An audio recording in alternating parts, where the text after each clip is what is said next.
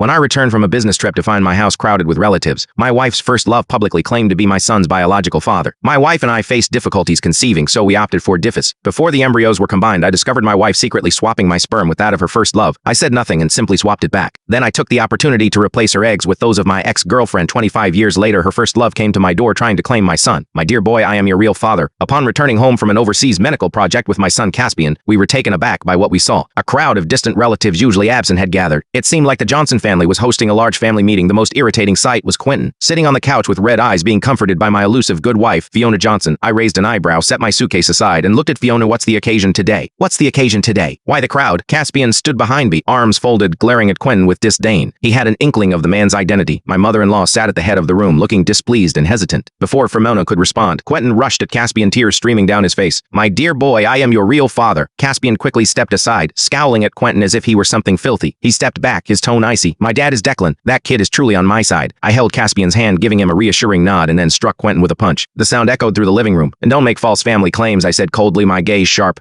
Fiona jumped up, helping Quentin, and pointed at me in anger. Declan, have you lost your mind? How dare you hit Quentin? She raised her hand to strike me, but Caspian swiftly moved forward and slapped Fiona. How dare you hit my dad? Caspian's voice was calm but carried undeniable authority. Fiona froze, both angry and furious, raising her hand to hit Caspian, but Quentin pulled her back, pretending to cry. Fiona, don't hit him, he's our son. His fake fatherly act made me want to laugh. Fiona lowered her hand, glaring at Caspian. If it weren't for your real father, I'd teach you a lesson today. Caspian sneered. Oh, I'd like to see how you plan to do that. His fierce gaze reminded me of my younger self. I was secretly pleased. He truly is the son I raised.